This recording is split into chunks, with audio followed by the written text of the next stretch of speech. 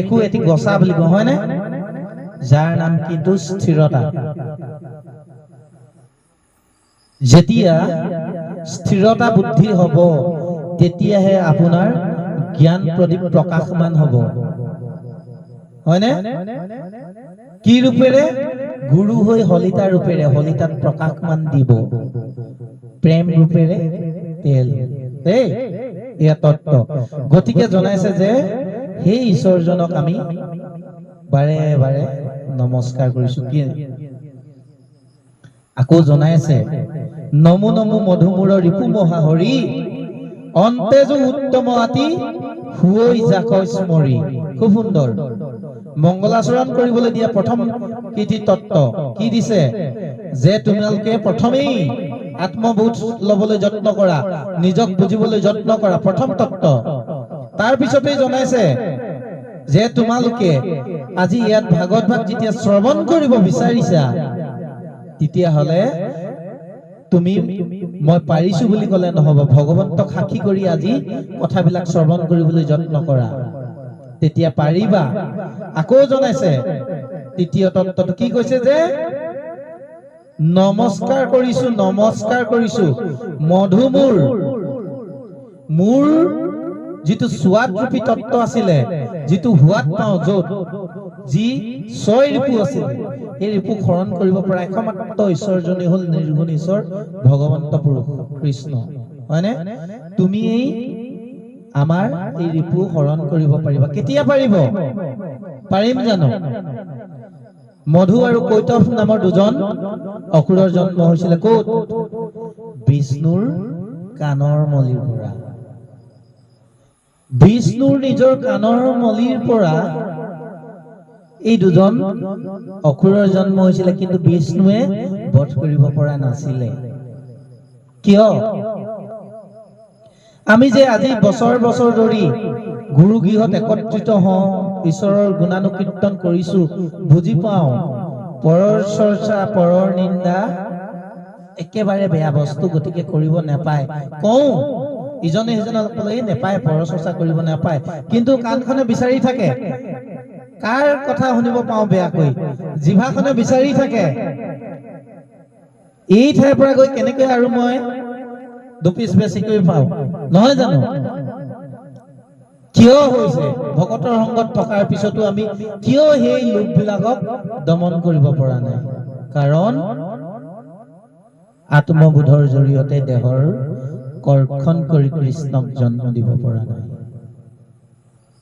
এনেকৈ সেই বিষ্ণুৱে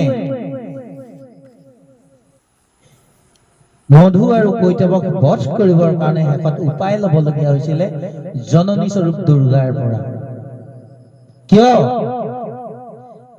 অৰ্থাৎ নিজৰ পৰিচয় ল'বই লাগিব। অৰ্থাৎ আমি যে এইজন বেলেগ বুলি ভাবি আছো, কলেবৰটোহে দেখিবলৈ বেলেগ, হৃদয়ত থকা ভগৱন্তজন, আত্মাত থকা ভগৱন্তজন, সেইজন আৰু মোৰজনৰ মাজত কোনো পাৰ্থক্য নাই। এই জ্ঞানটো উপলব্ধি কৰিব পৰা নাই। জড় বস্তু এটাক লাগি আমি অহংকাৰ কৰি আছো। গতিকে সেই কলেবৰৰ ব্যক্তিজনক নিন্দা কৰা মানে এটা অবস্তুক আমি নিন্দা কৰি অসাৰ জীৱনটো পাৰ কৰি আছো, আমি বুজাই নাই। আমি কাৰ কথা আলোচনা কৰিব লাগিছিলে? সজ্জনৰ, একমাত্ৰ এক চৈতন্য পুৰুষ ভগৱন্তজনৰ, হয়। গতিকে আমি এনেকুৱা এটা পৰিৱেশ যায়, ইয়াত এটা কাহিনী কৈ দিওঁ।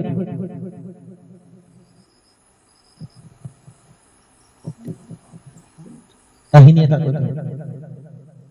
এই যে তিনিজন ব্ৰাহ্মণৰ, চমুকৈ কাহিনীটো ৰাখিম, তিনিজন ব্ৰাহ্মণৰ, ক্ষমা কৰিব, এজন ব্ৰাহ্মণৰ 4টি পুত্ৰ সন্তান আছিলে। সৰু পুতেকটি ওলাই গ'ল, হয়নে? আৰু ডাঙৰ ককাইক তিনিজনে ঘৰত থাকিলে, আৰু দেউতা সহ ডাঙৰ ককাইক তিনিজনে গোটেই দিনটোলৈকে বিচাৰি চলাচ কৰিলে, তেওঁৰ সৰু ভাতৃক বিচাৰি পায় নেকি, কিন্তু নেপালে, ক'তো নেপালে বিচাৰি। আৰু অৱশেষত বৃদ্ধ হ'ল, আহি পেলাই তেওঁ ডাঙৰ তিনিজন পুতেককে যি সম্পত্তি আছিলে ভাগ কৰি দিলে। সৰু পুত্ৰজন ইতিমধ্যে আহি ঘৰ সোমালেহি আৰু সম্পত্তি বিচাৰিলে পিতাকৰ। তেতিয়া কিন্তু ককাইক কেইজনে নিদিলে সম্পত্তি। কি কোন ব্ৰাহ্মণ? আপোনাকেই কৈছে, মোকেই কৈছে। কিয় কৈছে ব্ৰাহ্মণ? বিষ্ণুৰ চৰণৰ পৰা আমি জন্ম লৈছিলো, ব্ৰহ্মৰ পৰা। হয়, আৰু আমাৰ 4টা পুত্ৰ। কি সৰু পুত্ৰটো আছে নে নাই? নে 3জন ডাঙৰ পুত্ৰক সম্পত্তি দি দিলো? হয়, ৰাজসিক, তামসিক আৰু সাত্বিক এই 3 গুণতেই আমাৰ জীৱনটো অতিবাহিত হৈ আছে। তেওঁলোকক এই জীৱনটো দি দিলো। আৰু সৰু পুত্ৰজন ঘূৰি আহিছে। ভগতৰ সংগত বহি যেতিয়া ভগৱন্তৰ গুণানুকীৰ্তন কৰিম, তেতিয়াহে উপলব্ধি কৰিব পাৰিম যে এক ঈশ্বৰতকৈ, এক সত্যতকৈ আৰু এজন শ্ৰেষ্ঠ কোনো নাই। কিন্তু নিদিয়ে। ভাগৱত ভাগী যেতিয়া গুণানুকীৰ্তন, শ্ৰৱণ আৰু কীৰ্তন হৈ থাকে, ভাগৱত ভাগীয়ে যেতিয়া 3 গুণক দমন কৰি এক সত্যক আশ্ৰয় কৰা বুলি যেতিয়া কব, কিন্তু তেতিয়া আমাৰ হৃদয়ৰ মাজৰ পৰাই 3টা গুণে কব, আও ভকতৰ সংগলৈ নহব, ভাগৱত কাষলৈ এতিয়াই গলে নহব। সংসাৰখন আছে নহয় মোৰ। ৰাজসিক গুণে নিদিয়ে, তামসিক গুণে সম্পত্তি নিদিয়ে। তেতিয়া এই ভাগৱত ভাগীয়ে আমাক বুজাই দিছে যে, অৰ্থাৎ পিতাকে বুজাই দিছিলে যে, সৰু পুতেকক কলে, তোমাক যেতিয়া এতিয়া ককাইদেউ এতিয়া সম্পত্তি নিদিয়েই, তুমি এটা কাম কৰা, তুমি পুনৰ যোৱা, য'ত যেনেকৈ পাৰা ঈশ্বৰক সাক্ষী কৰি তুমি নিশ্চয় এদিন সফল হবা, নহয় জানো? আৰু সেই সৰু পুত্ৰজন গল, গৈ পেলাই এজন ৰজাৰ ঘৰত থাকিলে। গম পাইছানে? এজন ৰজাৰ ঘৰত থাকিলে, আৰু ৰজাজনৰ এটি হাতীৰ চকু এটি বেয়া, আৰু সেই হাতীটোকে সদায় চাবলৈ দিলে, আৰু তেওঁ সদায় সেই হাতীটোকে ৰক্ষণাবেক্ষণ দিবলৈ ধৰিলে। কিন্তু হাতীটোৱে সদায় সুৰডালেৰে এই ব্ৰাহ্মণৰ ল'ৰাজনক ধৰি পেলাই চকুটোক লগাই কয়, সেই লোকজন মোৰ এই চকুটো ভাল কৰি দিয়ে। আৰু এইদৰে সদায় কথা পতা এদিন ৰজাৰ দৃষ্টিগোচৰ হল, আৰু ৰজাই মাতি পঠিয়ালে সেই ব্ৰাহ্মণৰ ল'ৰাজনক যে, তুমি আহাচোন, তুমি মোৰ হাতীটোৰ লগত কি কথা পাতা? আৰু তেতিয়া কলে যে, আপোনাৰ হাতীটোৰ চকু এটা বেয়া, আৰু সেই চকুটো মোক ভাল কৰি দিবলৈ জনাইছে। আৰু তুমি কি কলা? মই কলো যে, ৰজাই মোক যিদিনা ছুটি দিব, সিদিনাই মই আপোনাৰ হাতীটোৰ চকুটো ভাল কৰি দিম। আৰু এইদৰে ৰজাক কোৱাৰ পিছত ৰজাই তেওঁক ছুটি দিলে, আৰু যোৱা, তুমি মোৰ হাতীটোৰ চকুটো ভাল কৰিবৰ কাৰণে যত্ন কৰা, তুমি যিকোনো প্ৰকাৰে। তেওঁক ছুটি দিলে। তেওঁ গৈ আছে, গৈ থাকোতে বাটতে এজন জমিদাৰে লগ পালে। জমিদাৰজনে পুখুৰী খান্দি আছে। চাব দেই কথাবিলাক, আমিও খান্দি আছো নেকি? খান্দি আছে, পুখুৰী খান্দি আছে, কিন্তু পানী নোলায়। বছৰ বছৰ হৈ গল, কিমান গভীৰ হল ঠিক নাই, কিন্তু পানী নোলায়। আৰু তেতিয়া জমিদাৰে ৰখালে, ৰখাই পেলাই সুধিলে যে, সেই বাটৰুৱা তুমি ক'ত যোৱা? বোলে মই ৰজাৰ ঘৰত কিংকৰ, ৰজাই তেওঁৰ হাতীটোৰ চকু এটা বেয়া, সেইটো ভাল কৰিবৰ কাৰণে মোক বেজ বিচাৰিবৰ পঠিয়াইছে। তেতিয়া জমিদাৰে জনালে যে, ময়ো পুখুৰী এটা খান্দি আছো, মোৰ পুখুৰীটোতনো কিয় পানী নোলায়, তাক জানিবৰ কাৰণে তুমি বেজক সুধি আহিবাচোন। হব বুলি কৈ বাটৰুৱা গুচি গল, অৰ্থাৎ ব্ৰাহ্মণৰ ল'ৰাজন গল। এনেদৰে যাওঁতে অলপ দূৰ যোৱাৰ পিছত তেওঁৰ গৰম উঠিলে, এজোপা বৃক্ষৰ তলত ছাঁ লৈছিলে, আৰু বৃক্ষ গছজোপাই তেতিয়া মাত লগালে যে, সেই বাটৰুৱাকে নিযোৱা। তেতিয়া বাটৰুৱাই একেই কাহিনী জনালে, আৰু তেতিয়া সেই বৃক্ষজোপাই জনালে যে, সেই বাটৰুৱা শুনকচোন, মোৰ এই বৃক্ষত ইমানেই সুন্দৰ সুন্দৰ ফুল আৰু ফল লমালমে লাগে, কিন্তু কিয় বুজি নাপাওঁ, না এজনী চৰায়ে খায়, না এজনী পক্ষীয়ে খায়, না এটা পশুৱে খায়, না কোনোবা জীৱ জন্তুৱে মোৰ এই ফল আৰু ফুল গ্ৰহণ কৰে, কিয় নকৰে? গতিকে তুমিও সুধি আহিবাচোন, মোৰ বিষয়েও হব। ব্ৰাহ্মণে কলে, হব, তুমি চিন্তা নকৰিবা। গুচি গল। এইদৰে যাওঁতেই বাটতে আকৌ এহাল কলা মহে লগ পালে। এই বাটৰুৱা কেনি যায়? বোলে এই মই ৰজাৰ ঘৰৰ পৰা আদি কৰি, জমিদাৰৰ পৰা আদি কৰি গোটেই কাহিনীটো কলে। তেতিয়া মহ কেইজনে মাত লগালে যে, সেই বাটৰুৱা, আমাৰ কাৰণেও বেজক সুধি আহিবাচোন। কি কাৰণ? বোলে আমি দুজনে কিয় যুঁজিছো, আজি কিমান দিনৰ পৰা যুঁজি আছো আৰু কিমান দিনলৈ যুঁজিম আমি একো গম নাপাওঁ। না ই হাৰে না মই হাৰো, কিয় যুঁজিছো কিন্তু আমি একো বুজি নাপাওঁ। গতিকে সুধি আহক, হ'ব। এইদৰে গৈ বাটৰুৱা আগবাঢ়িলে আৰু আগবাঢ়োতেই বাটত এটি লাও খোলা পালে। লাও খোলাই মাত লগালে, সেই বাটৰুৱা তুমি কেনি যোৱা? তেতিয়া ব্ৰাহ্মণৰ ল'ৰাই ক'লে যে উপৰোক্ত গোটেই কাহিনীবিলাক ক'লে। তেতিয়া লাও খোলাই মাত লগালে, মোৰ মৃত্যু কেতিয়াবাই হৈ গ'ল, কিন্তু মোৰ এই জীৱটো লাও খোলাটোৰ পৰা কিয় ওলাই যাব নোৱাৰিলে সেই বিষয়েও সুধি আহিবা। হ'ব। এইদৰে আগবাঢ়িলে। বামুণ ল'ৰা গৈ আছে আৰু যাওঁতে অৱশেষত নদী এখনৰ পাৰত এটি ঘঁৰিয়ালক লগ পালে। ঘঁৰিয়ালটো দেখা মাত্ৰকে বাটৰুৱা দুখোজ পিছলৈ আহিছিল ভয়ত।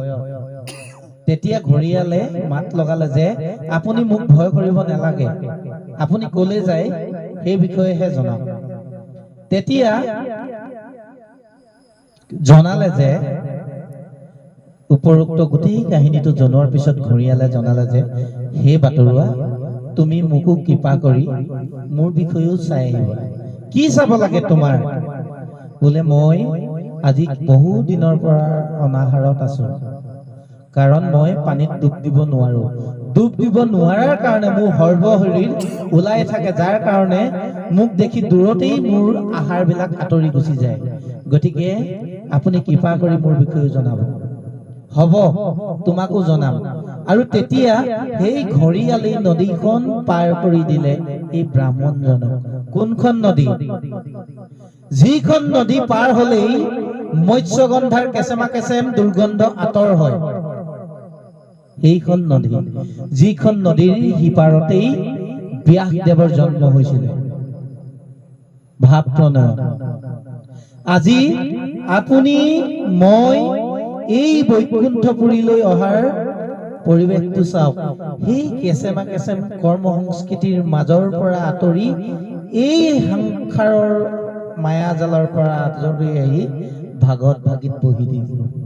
আৰু এয়াই বেছ।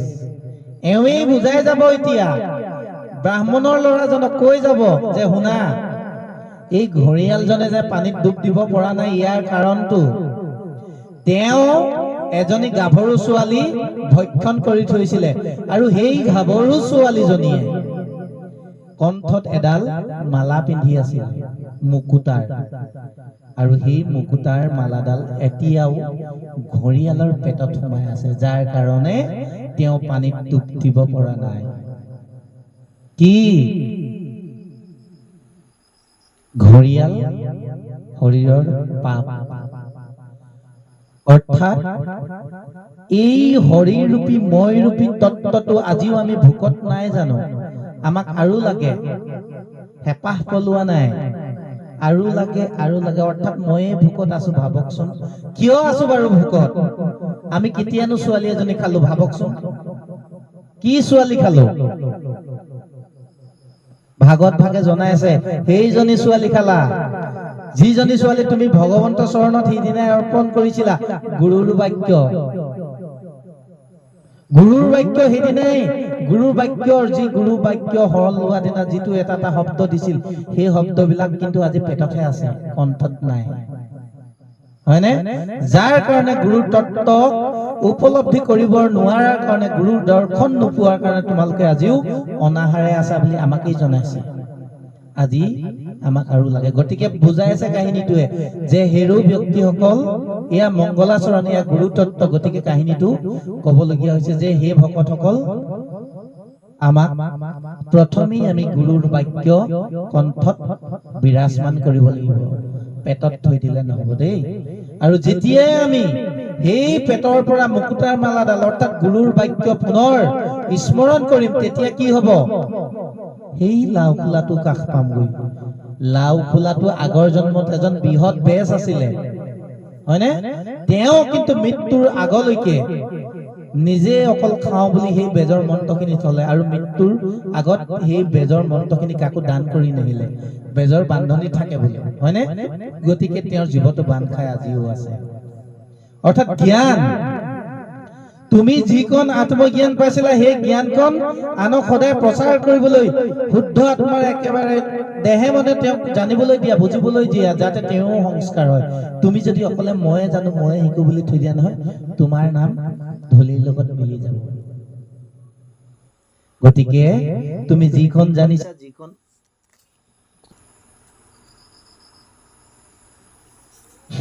গতিকে সেই ভকতসকল আমাকেই জনাইছে।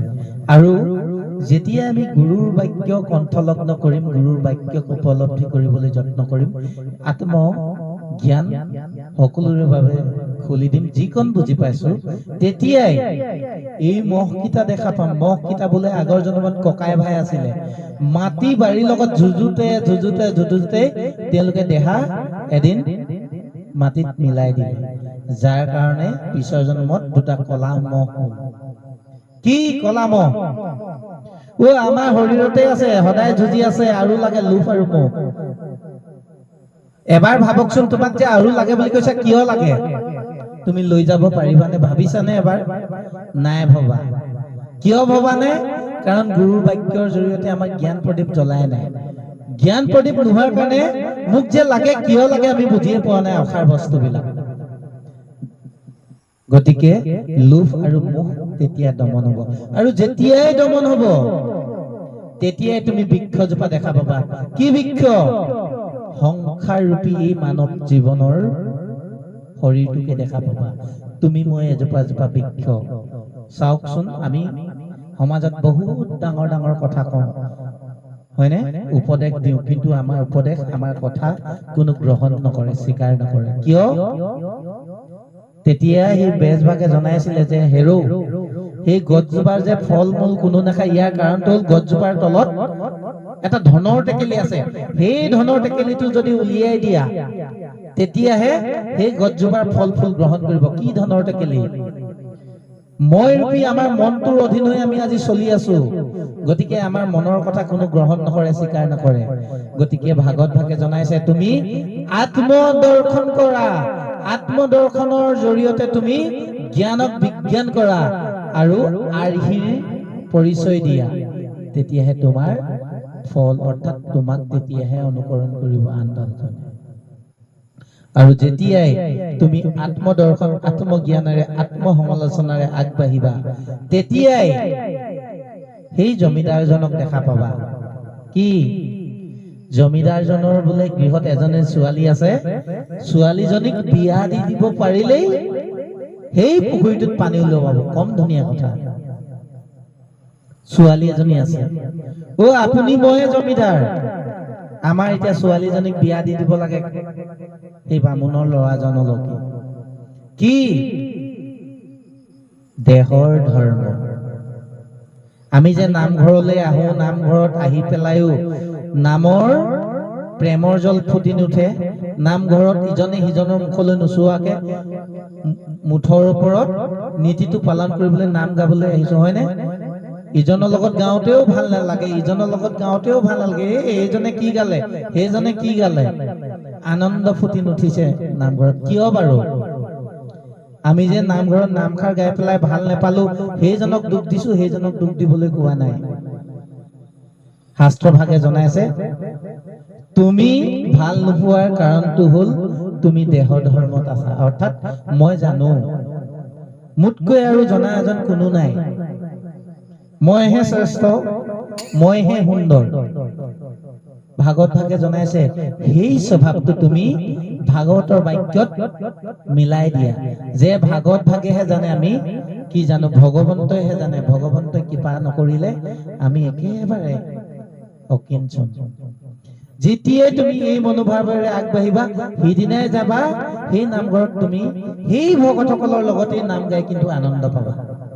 কাৰণ নিজেই সৰু হৈ যোৱা, নিজেই সহনীল হৈ যোৱা। আপুনিহে জানে দেই, বাপ ইমান সুন্দৰকে গাব পাৰে, তেওঁৰো মনটো ভাল লাগিব, তোমাকো তেওঁ ভাল পাব।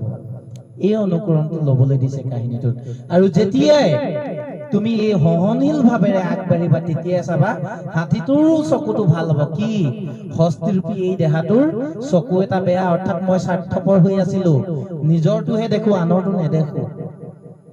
মাথো নিজৰ কথাহে ভাবো, মই কেনেকৈ আৰু অলপ শিকি লম, মই কেনেকৈ আৰু অকমান পাওঁ, সেইজনৰ কথা মোক ভাবিবলৈ আহৰি নাই। তেতিয়া জানো সমাজখন শান্তিৰ হ'ব? তেতিয়া জানো শৰীৰটো শ্যাম বৰণীয়া হ'ব? গতিকে ভাগত ভাগে জনাইছে, তুমি মই এটা চকু কণা হৈ আছো, অৰ্থাৎ নিজৰ কথা ভবা, আনৰ কথা নভবা, হয়নে? গতিকে যেতিয়া আমি গুৰুৰ দৰ্শনেৰে ঈশ্বৰক উপলব্ধি কৰিবলৈ সহনশীলতাৰে আগবাঢ়িম, তেতিয়াহে কিন্তু আমাৰ সমতা স্থাপন হ'ব। এই ভাগত আজি যে আমি বহিছো, ইয়াত কোনো উচ্চ নাই, ইয়াত কোনো নিচ নাই। আপোনাৰভাৱে শ্ৰৱণ কৰিছে, আমি কীৰ্তন কৰিছো, ইয়াৰ অৰ্থ এইটো নহয় যে কীৰ্তন কৰাজন উচ্চ আসনত আছে। সকলো সমান, ইয়াত উচ্চ নিচ কোনো নাই, আমি সকলো সমান। কাৰণ ভগৱন্তৰ সম কৃপা থকাৰ কাৰণেহে আজি আমি একেলগত একত্ৰিত হ'ব পাৰিছো। যদি নাথাকিলে হলে আমি নোৱাৰিলো হলে। সেয়া জনাইছে দেই তত্ত্বৰে। গতিকে সেই মনোভাৱটো যিজনে ৰাখিব, সেইজনৰে কথাটো কৈছে, অন্ত্যজো যদি হয়, যদি কোনোবা নিম্ন মানদণ্ডৰো হয়, কিন্তু উপৰোক্ত কাহিনীটোৰ যদি আগবাঢ়িব পাৰিছে, তেওঁ কিন্তু ভগৱন্তৰ চৰণ সেৱা কৰিবলৈ সদায় সুযোগ পাব। আৰু তেওঁ এই সমস্ত জগতখন উদ্ধাৰ কৰি দিব পাৰিব। কোনখন জগত? কি জগত? অনন্ত কোটি ব্ৰহ্মাণ্ডৰ হৰি অধিকাৰী, হয়নে? গুৰুজনা জগত গুৰু। আমালে সোধে কেতিয়াবা যে শংকৰ গুৰুজনাক অসমতে বহুতে চিনি নাপায়, ভাৰততেই চিনি নাপায়, তেন্তে তেওঁ গোটেই জগতখনৰ গুৰু কেনেকৈ হল? ক'ত অধিকাৰ পালে কবলৈ, হয়নে? কোনখন জগত? ই যে দেহ ৰূপ ধাৰণ কৰি আছো, এয়া এখন জগত। এই জগতখন উদ্ধাৰ হৈ যাব। আপোনাৰ শৰীৰত, মোৰ শৰীৰতে থকা শুদ্ধ লোক, শুদ্ধ ভুৱন গতি পাব ভগৱন্তৰ চৰণলৈ, হয়নে? বা ভগৱন্তৰ দৰ্শন পোৱাৰ এটা সুযোগ। গতিকে এয়া জনাইছে যে সমস্তে জগতক উদ্ধাৰ সজাৰণা। গতিকে সেই কৃষ্ণ, সেই পৰম আনন্দই আমাৰ এই সৰ্বশৰীৰ উদ্ধাৰ কৰিব। গতিকে কৈছে, হেনয় কৃষ্ণক কৰো সহস্ৰ প্ৰণাম। গতিকে সেইজন ভগৱন্তক প্ৰণাম কৰিছো। কোনজনক? দৈৱকীৰ ঔৰসত জন্মগ্ৰহণ কৰা কৃষ্ণক। বসুদেৱ আৰু দৈৱকীৰ গৰ্ভত কৃষ্ণ, অৰ্থাৎ পৰম পৰমাৰ্থিক তত্ত্বৰে নিজৰ শৰীৰটোক কৰ্ষণ কৰি যেতিয়া পৰম আনন্দ লাভ কৰিবা, তেতিয়াহে তোমাৰ এই জগতখন উদ্ধাৰ হৈ ভগৱন্তৰ চৰণলৈ যাব। গতিকে আমি সেৱা জনাইছো, আমি নমস্কাৰ কৰিছো, আমি প্ৰণাম কৰিছো, সেই আত্মবোধৰ দৰ্শনৰ জৰিয়তে যাতে ভগৱন্তই কৃপা কৰি আমাক সেই ভগৱন্তৰ গুণানুকীৰ্তন কৰি থাকিবলৈ ভকতৰ সংগত কৃপা কৰে, হয়নে? ইয়াকে জনাইছে কৃষ্ণ।